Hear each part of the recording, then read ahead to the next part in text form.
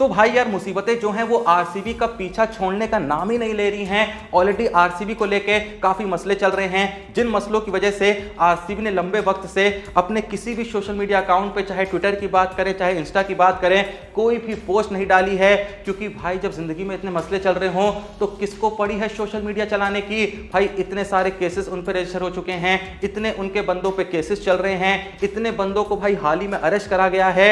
और अब भाई खबर ऐसी भी आ रही है कि आरसीबी जो है वो भाई अगले 1-2 सालों के लिए आईपीएल से बैन हो सकती है। क्योंकि अब इस पूरे ही मामले ने कुछ ऐसा मोड़ लिया है कि बीसीसीआई का यहां पर इन्वॉल्वमेंट आ चुका है और बीसीसीआई कहीं ना कहीं सबक सिखाने के लिए आरसीबी को कुछ ऐसा प्लान कर रही है कि भाई जैसा मैंने कहा, सच में आरसीबी आपको अगले एक आध सीजन में आईपीएल से मिसिंग होती हुई देखने को मिल सकती है। पूरा मामला क्या है शुरुआत से एंड तक बता रहा हूं, वीडियो में जो भी बोल रहा हूं एकदम ध्यान से सुनना।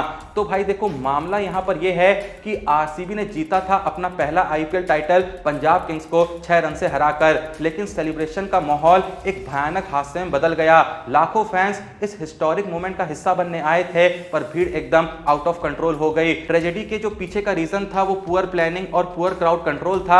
अगर विस्तार से बात करें तो इवेंट की प्लानिंग और क्राउड मैनेजमेंट बहुत ही कमजोर था। जब सोशल मीडिया पर फ्री एंट्री टिकट्स की न्यूज वायरल हुई तब अनेक लोग बिना किसी कंट्रोल के वेन्यू पर पहुंच गए, लेकिन प्रॉपर सिक्योरिटी अरेंजमेंट्स नहीं करे गए थे। स्टैम्पेड के बाद जो कर्नाटक के सीएम हैं सिद्धरमानिया, उन्होंने तुरंत एक्शन लेते हुए जिम्मेदार लोगों की गिरफ्तारी का ऑर्डर दिया।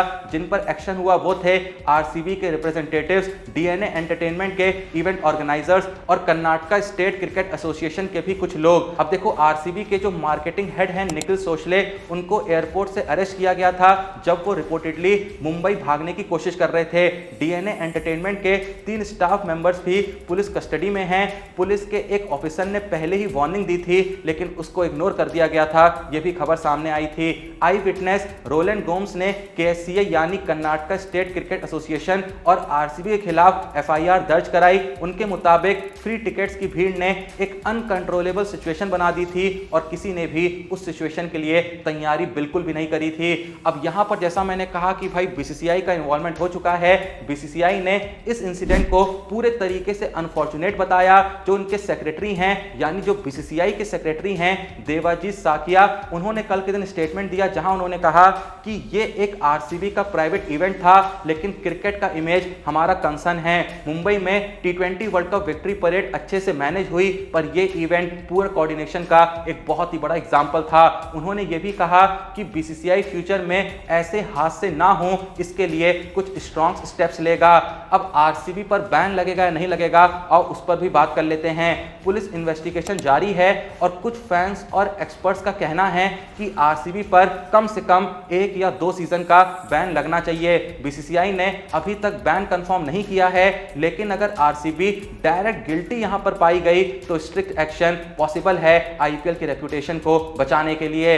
अब इस पर देखो आरसीबी का क्या रिस्पांस है वो भी बता देता हूं। आरसीबी ने कहा है कि वो अथॉरिटीज के साथ पूरी तरह कोऑपरेट करेगा। साथ ही अनाउंस भी किया था कि 10 लाख का कंपनसेशन उन फैमिलीज को जिन्होंने अपने लव्ड वंस खोए हैं। आरसीबी केयर्स फंड से उन लोगों को भी हेल्प किया जाएगा जो कि इस पूरे ही मामले में घायल हो गए थे। अब ये तो भाई आने वाले दिनों में ही पता चलेगा कि क्या आरसीबी आईपीएल 2026 खेलेगी या फिर उन पर एक्शन लिया जाएगा। क्रिकेट दुनिया अब इंतजार कर रही है क्या पनिशमेंट मिलेगा या फिर आरसीबी को एक दूसरा चांस मिलेगा। मतलब कुल मिला के भाई आरसीबी की जो किस्मत है वो बस एक ही चीज पे डिपेंड करती है कि भाई जो इतने सारे केसेस चल रहे हैं, हाई कोर्ट में मामला दर्ज हो रखा है और भाई कर्नाटक की गवर्नमेंट ने सीधे यहां पर कह दिया भाई हमको तो कुछ पता ही नहीं था, हमें इससे कुछ लेना देना ही नहीं है, ये सब कुछ आरसीबी के ऊपर थोप दिया गया है। तो अगर सच में पूरे मामले में आरसीबी गिल्टी पाई जाती है और आरसीबी का गिल्टी पाए जाने का मतलब यह है कि भाई वो जो 11 लोग मरे, वो जो 50 से ज्यादा लोग घायल हुए,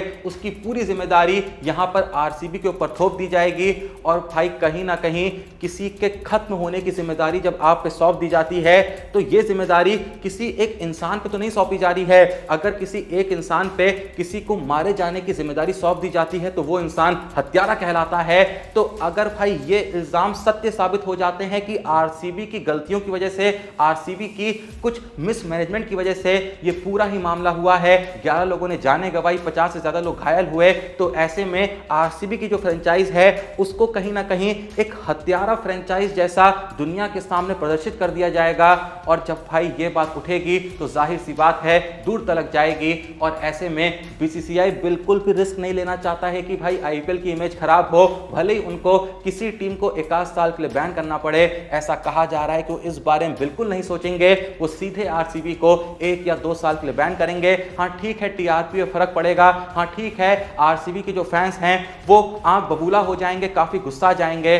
लेकिन बीसीसीआई भाई इस मामले को लेकर काफी सख्त है। वो कुछ पैसों को यहां पर छोड़ सकती है, वो टीआरपी को यहां पे कुर्बान कर सकती है। लेकिन जैसा मैंने कहा, ऐसा कहा जा रहा है कि वो आईपीएल की इमेज को लेके बिल्कुल भी रिस्क नहीं लेना चाहती है। अब आने वाले वक्त में ही पता चलेगा आरसीबी बैन होती है या फिर जैसा मैंने कहा आरसीबी को दूसरा चांस मिलता है। आप लोग का इस बारे में क्या सोचना है? आपके हिसाब से ये जो 11 लोग मरे, ये जो 50 से ज्यादा लोग घायल हुए, आखिर इसके पीछे सबसे बड़ी गलती किसकी थी? सबसे बड़ा कल्प्रिट यहां पर कौन है? जो भी आपका सोचना है एकदम ऑनेस्टली, बिना किसी फ्रेंचाइज के फैन हुए, कमेंट सेक्शन में अपना ओपिनियन जरूर दीजिएगा। बाकी वीडियो को लाइक करिए, चैनल को सब्सक्राइब करिए। मिलते हैं नेक्स्ट वीडियो में, तब तक के लिए जय हिंद, धन्यवाद।